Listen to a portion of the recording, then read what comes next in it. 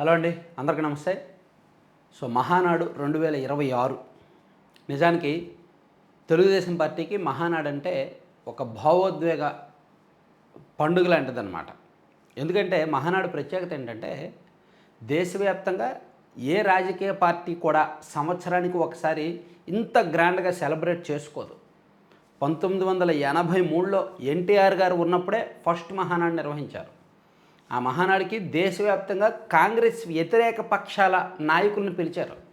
MG Ramachandran గారు ఆ మహానాడు సభకు సభాధ్యక్షులుగా వ్యవహరించారు. ఎల్కే అద్వానీ వచ్చారు, వాజ్పేయి గారు వచ్చారు. సో పెద్ద పెద్ద మహామహులందరూ కూడా అప్పుడు వచ్చారనమాట. అలా మొదలైన మహానాడు ప్రతి సంవత్సరం జరుగుతూ నిన్న ఈరోజు కూడా నెల్లూరులో గ్రాండ్గా జరగాల్సింది. అది అనూహ్యంగా ఇంధన పొదుపు వలన క్యాన్సిల్ అయింది. సో ఆన్లైన్లో వర్చువల్గా నిర్వహిస్తూ క్లస్టర్ వారీగా చేశారు. నిన్న జరిగిన మహానాడుకి 7.20 లక్షల మంది, అంటే 7,20,000 మంది హాజరయ్యారంట. రాష్ట్ర వ్యాప్తంగా ఉన్న 1875 క్లస్టర్లలో కూడా కార్యకర్తలు పాల్గొన్నారు. అండ్ కేంద్ర కార్యాలయంలో జరిగిన వేదిక మీద అండ్ ఎదురుగా కూడా ప్రజాప్రతినిధులు అందరూ కూడా పాల్గొన్నారన్నమాట. ఈ మహానాడులో ప్రత్యేకం ఏంటంటే లోకేష్ గారు మహిళలకు 33% రిజర్వేషన్లు అని చెప్పారు, చూసారా? అది హైలైట్ అసలు. అండ్ ఈ మహానాడు స్త్రీ శక్తి థీమ్తో నిర్వహిస్తున్నారు. అంటే మహిళా సాధికారిత సాధించే దిశగా, రాజకీయాల్లో కూడా మహిళలకు మరింత వాటా కల్పించే దిశగా స్త్రీ శక్తి థీమ్ని ఈ మహానాడులో ఇంట్రడ్యూస్ చేశారు. సో అందుకే నిన్న మహిళలతో నిండిపోయింది సభా ప్రాంగణం అంతా. మహిళా నాయకులందరూ కూడా లోకేష్ గారిని, చంద్రబాబు గారిని కలిశారు. అండ్ లోకేష్ గారు 33% రిజర్వేషన్లు ప్రకటించిన వెంటనే అక్కడ మహిళా నాయకులందరూ హర్షాతిరేకాలు. రాష్ట్ర వ్యాప్తంగా కూడా క్యాడర్ దాన్ని విస్తృతంగా నిన్న రాత్రి ఇళ్లలో కూడా అదే చర్చ.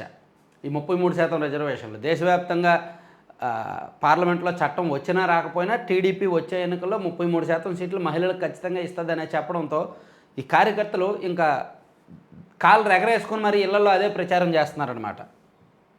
సో ఇవన్నీ మహానాడుకి సంబంధించిన ఫోటోలు. ఎలా జరిగింది, ఏం జరిగింది అనేది చూడొచ్చు.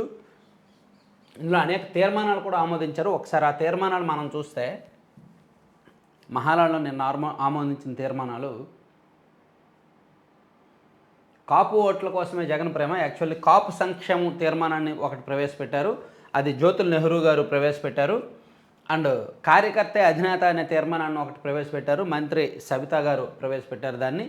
అండ్ మహిళా రిజర్వేషన్ తీర్మానాన్ని కడప ఎమ్మెల్యే మాధవిరెడ్డి గారు ప్రవేశపెట్టారు. దాన్ని ఎమ్మెల్యేలు బండారు శ్రావణి, యనమల దివ్య, కె రేవతి, పాలడుగు వినీల కార్యకర్తలు అందరూ కలిపి దాన్ని బలపరిచారు.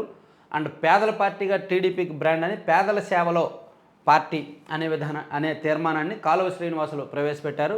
అండ్ యువగలం తీర్మానాన్ని కావలి గ్రేష్మ ప్రవేశపెట్టారు. అలాగే విద్యుత్ ఛార్జీలు తగ్గింపు తీర్మానాన్ని ఆరుమిల్లి రాధాకృష్ణ తణుకు ఎమ్మెల్యే గారు ప్రవేశపెట్టారు. ఇలా అనేక మంది మాట్లాడారు. అండ్ అండమాన్లో జరిగింది, అన్ని చోట్ల ఆన్లైన్లో జరిగింది. అండ్ పలాస ఎమ్మెల్యే గౌతు శిరీష గారు స్త్రీ శక్తి తీర్మానాన్ని ప్రవేశపెట్టారు. యాక్చువల్లీ మహానాడు మెయిన్ థీమ్ కూడా ఇదే, స్త్రీ శక్తే. అది గౌతు శిరీష గారు ప్రవేశపెట్టారన్నమాట. దాన్ని G Sridevi party polit bureau సభ్యులు, మేరా నేతాజీ కార్యకర్త వాళ్ళు బలపరిచారనమాట. అది చూడొచ్చు. అలాగే సరిగ్గా టైంకే నిన్న మహానాడు జరిగిందంట, పార్టీ అధినేత మాట్లాడడం కూడా జరిగింది. సో ఇదంతా కూడా హైలైట్ చేశారండి. అలాగే మహిళా కార్యకర్తలు వాళ్ళకి ఎదురైన అనుభవాలు చెప్పుకున్నారు. 53 రోజులు నిరసన దీక్ష చేశారు. సింహ మాధవి, ఆమదాల వలస, శ్రీకాకుళం జిల్లా. వైకాపా ప్రభుత్వం చంద్రబాబు గారిని అక్రమంగా అరెస్ట్ చేసినప్పుడు 53 రోజుల పాటు నిరసన దీక్ష చేసినట్టు మహిళా కార్యకర్త చెప్పారు. అలాగే దివ్యాంగురాలను చూడకుండా అద్దంకి ప్రకాశం జిల్లా. మెప్మాలో ఆర్పీగా పనిచేస్తున్న నన్ను వైకాపా ప్రభుత్వంలో వేధించారు, దివ్యాంగురాలను కూడా చూడకుండా కనికరం చూపలేదంట. సో ఆమె మాట్లాడారు. అలాగే అన్నింటినీ తట్టుకొని చంద్రగిరి, చిత్తూరు జిల్లా. వైకాపా అప్పటి ఎమ్మెల్యే చెవిరెడ్డి భాస్కర్ రెడ్డి అరాచకాలను ప్రశ్నించారని ఆ పార్టీ నాయకులు నా మీద కక్ష కట్టారు, తప్పుడు కేసులు బనాయించి వేధించారని మహిళా కార్యకర్త చెప్పారు. అలాగే రోజుకు 5-6 గంటల పార్టీ కోసం మామిళ్ళపల్లి వెంకట శిరీష, చిలకలూరుపేట. ఇంటి పెద్ద దిక్కును కోల్పోతే బీమా అందించారు అని కొంకు విశ్రాంతమ్మ, తాడేపల్లి, మంగళగిరి నియోజకవర్గం. ఆర్థిక ఇబ్బందులు పరిష్కరించారు. కె పద్మజ జగ్గయ్యపేట నియోజకవర్గ తెలుగు మహిళా ప్రధాన కార్యదర్శి. పార్టీయే అమ్మలా ఆదుకుంది. మహానాడులో భావోద్వేగానికి గురైన సునీతమ్మ. తెదేపా అండగా నిలిచిన వైనాన్ని వివరించిన మహిళా కార్యకర్తలు. నా పేరు సుదిమెల్ల సునీతమ్మ, పెనమలూరు నియోజకవర్గం. నాకు ప్రమాదం జరిగి 2 కాళ్ళు దెబ్బతిన్నాయి. బస్సు ఎక్కలేను, బస్సు కూడా ఎక్కలేను. నా భర్త పెళ్లికి ముందు నుంచి తెదేపాలో తిరిగేవారు. గ్రామ పార్టీ నాయకుడిగా ఉన్న ఆయన్ను పార్టీ మండల అధ్యక్షుడిగా, మార్కెట్ యార్డ్ చైర్మన్గా చేశారు. 4 ఎకరాల్లో సరిగ్గా వ్యవసాయం చేయకుండా ఎప్పుడు పార్టీ అంటూ తిరుగుతావని తిట్టేదాన్ని. 2025 జూన్ 26న ఆయన చేలో పనికి వెళ్ళగా నడుము విరిగిపోయింది. ఎమ్మెల్యే బోడో ప్రసాద్ ఆసుపత్రిలో అన్ని పరీక్షలు చేయించారు. భయపడొద్దని భరోసా ఇచ్చారు. కాళ్ళు చేతులు చచ్చుబడిపోయాయి. పార్టీ వాళ్ళు ఎందరో వచ్చి సహకరించారు. వైద్యం చేయించినా ఆయన చనిపోయారు. లేక పుట్టిన పాపను ఎలా చదివించాలి అని ఎంతో దుఃఖపడ్డా. భర్త చనిపోతే పార్టీ వాళ్ళే ఘనంగా తీసుకువెళ్ళారు. మా అమ్మాయికి చిన్నపాటి ఉద్యోగం ఇప్పించమంటే వాళ్ళు తిట్టి పాపను చదివిస్తున్నారు. నా ఇబ్బందులను తీర్చారు అని కుటుంబాన్ని ఏ విధంగా ఆదుకుంది పార్టీ అనేది, తన భర్త చనిపోయినా సరే కుటుంబాన్ని పార్టీ ఏ విధంగా ఆదుకుంది అనే వైనాన్ని ఆమె వివరించారండి. అలాగే ఇంకా వేరే తీర్మానాలు చూసుకుంటే, శ్రీవారికి సమర్పించిన తలనీలాలను స్మగ్లింగ్ చేశారని బ్రాహ్మణుల సంక్షేమం అనే తీర్మానం బుచ్చి రాంప్రసాద్ గారు ప్రవేశపెట్టారు. అలాగే జగన్ పాలనలో 188 మంది దళితుల క్రైస్తవుల సంక్షేమం తీర్మానం ఒకటి నిన్న ప్రవేశపెట్టారు ఐతాబత్తుల ఆనందరావు గారు. అలాగే బీసీల సంక్షేమం తీర్మానాన్ని మంత్రి కొల్లు రవీంద్ర ప్రవేశపెట్టారు. అండ్ ఎస్టీల సంక్షేమం తీర్మానాన్ని కిడారి శ్రవణ్ కుమార్ ప్రవేశపెట్టారు. అండ్ ఎస్సీల సంక్షేమం తీర్మానాన్ని ఎమ్మెల్యే నక్కా ఆనందబాబు ప్రవేశపెట్టారు. అండ్ ఆర్యవైశ్య సంక్షేమం తీర్మానాన్ని డూండి రాకేష్ ప్రవేశపెట్టారంట. అండ్ మైనారిటీ సంక్షేమం తీర్మానాన్ని మహమ్మద్ నజీర్ ప్రవేశపెట్టారు. సో ఇట్లా మహానాడులో ఆమోదించిన తీర్మానాలు. అలాగే మా జీవితాల్లో వెలుగులు నింపారు. ట్రాన్స్జెండర్ల సంక్షేమ బోర్డు ఏర్పాటు గొప్ప ఆలోచన. 2014-19 మధ్య పింఛన్లు ఇల్లు ఇచ్చి మమ్మల్ని గుర్తించారు. మహానాడులో ట్రాన్స్జెండర్ గుంటూరు పశ్చిమ ఎమ్మెల్యే పిఏ వర్షిని. సో ఆమె స్పీచ్ ఆకర్షణగా నిలిచింది.